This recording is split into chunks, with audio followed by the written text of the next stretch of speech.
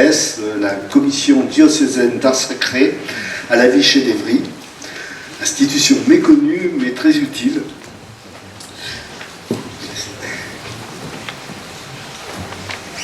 Oui, merci de me donner la parole.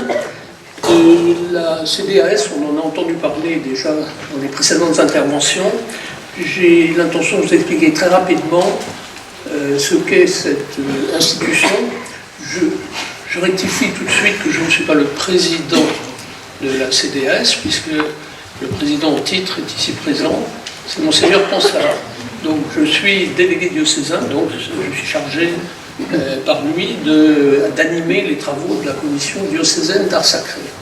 Voilà. Alors, donc jusque-là, on a eu des interventions qui étaient, j'allais dire, du côté des pouvoirs publics, et maintenant, il s'agit de l'Église.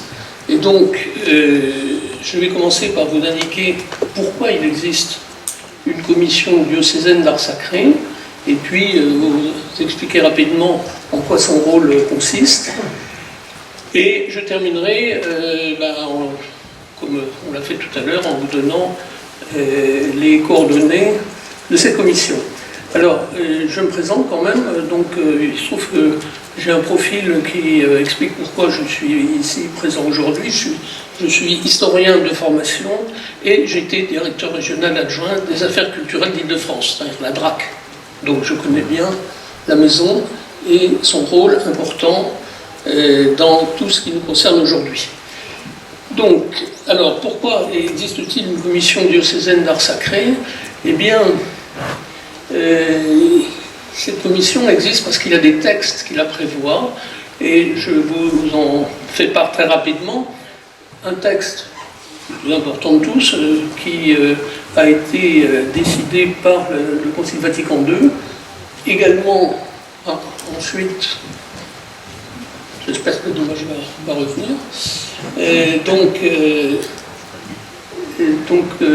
une lettre que le pape Jean-Paul II avait adressée sur les artistes, et puis également, donc, je dirais un mot des statuts de la commission diocésaine de l'évêché dans lequel nous nous trouvons. Alors, le texte du Vatican II, donc Sacrosanctum Concilium, en latin bien sûr, et rappelle que l'Église a toujours été l'amie des beaux-arts, qu'elle n'a jamais cessé de requérir leur noble ministère, afin surtout que les objets servant au culte soient vraiment dignes, harmonieux et beaux. Bon, je ne vais pas vous lire le texte, vous pouvez le faire vous-même. Et le texte rappelle également que l'Église a toujours eu un rôle important en matière de beaux-arts. D'ailleurs, il suffit d'aller dans un musée au hasard de Louvre pour voir que l'art inspiré par la religion catholique a été très, très important au fil des siècles. Et puis, le même texte indique que l'Église n'a jamais encouragé un seul type d'art, mais au fil des siècles a été, disons, au premier plan dans la création artistique. Et donc, des domaines de l'art contemporain qui ne se correspondent pas exactement à ce que souhaite le clergé. Et donc, le texte se termine donc par le fait que pour juger les œuvres d'art, les ordinaires, c'est-à-dire donc les ordinaires des dieux, c'est-à-dire les évêques, entendront la commission diocésaine d'art sacré qu'à échéant d'autres personnes particulièrement expertes. Donc on arrive à mon sujet précisément, et de la même manière, le pape Jean-Paul II rappelait en 1999 que l'Église avait besoin de l'art, et donc les œuvres d'art sont toujours au premier plan des préoccupations de l'Église. Et puis, donc, j'en arrive, alors cette fois-ci, donc, à la déclinaison locale des textes précédents.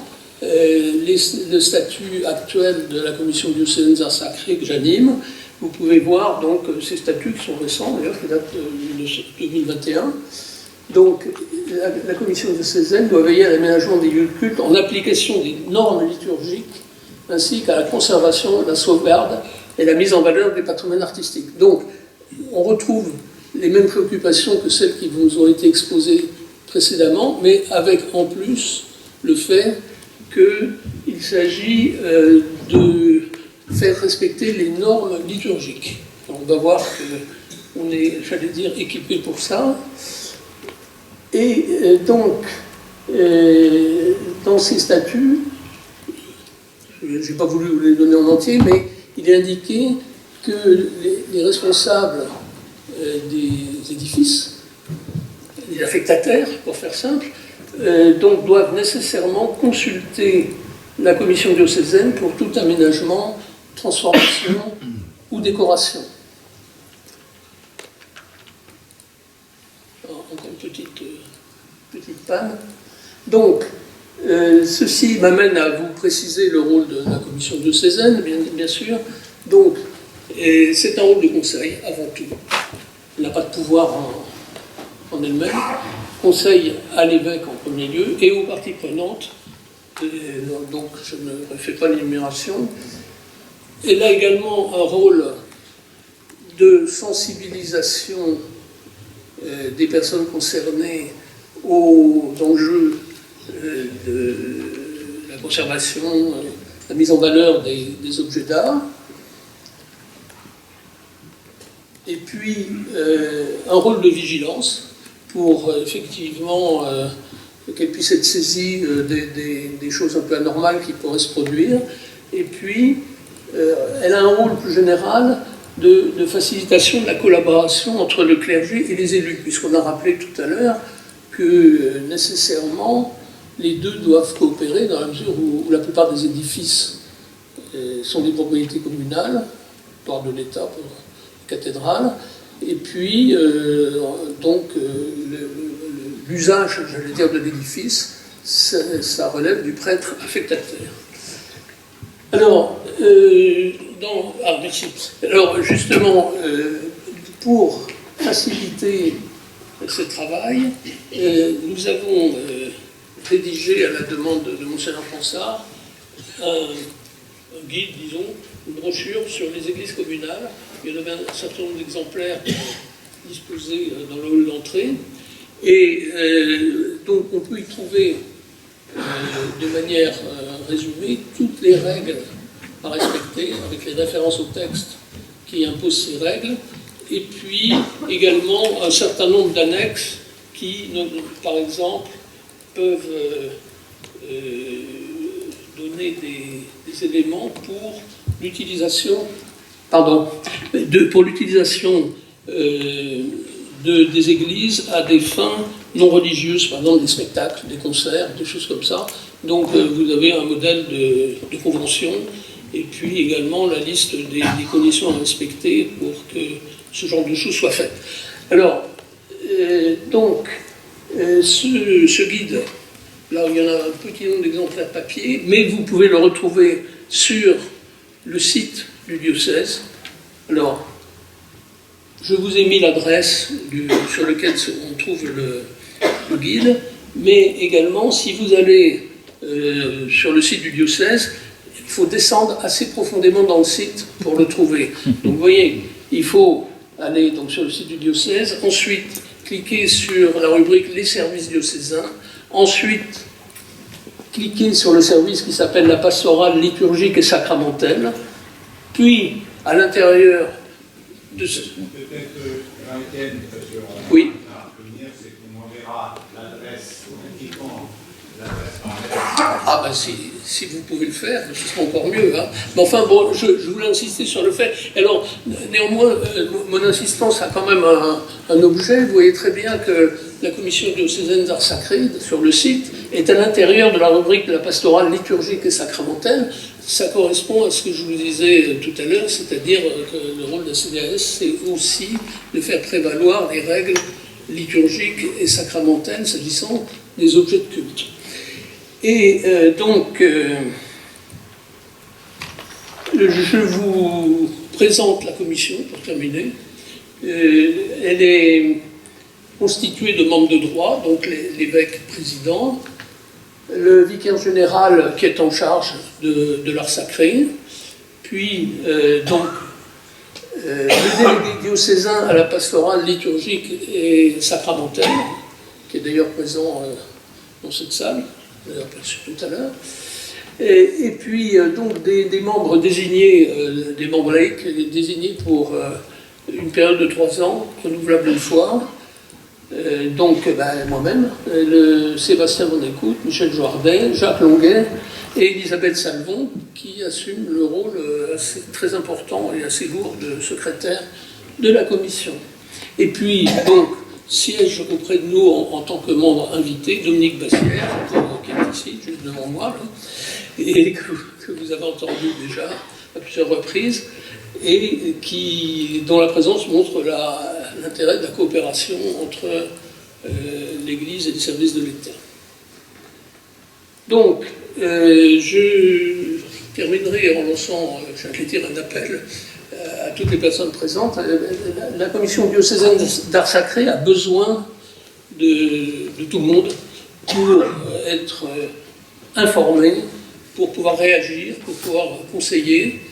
Et donc, elle a préparé un petit document qui malheureusement n'est pas disponible actuellement, mais qui vous sera adressé dans quelques temps, pour rappeler les règles essentielles en matière de conservation des objets d'art qui sont conservés dans les églises.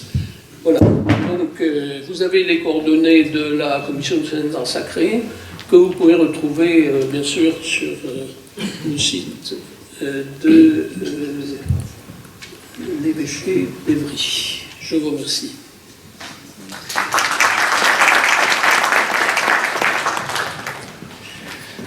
Merci Jean-Étienne. Des questions? Oui.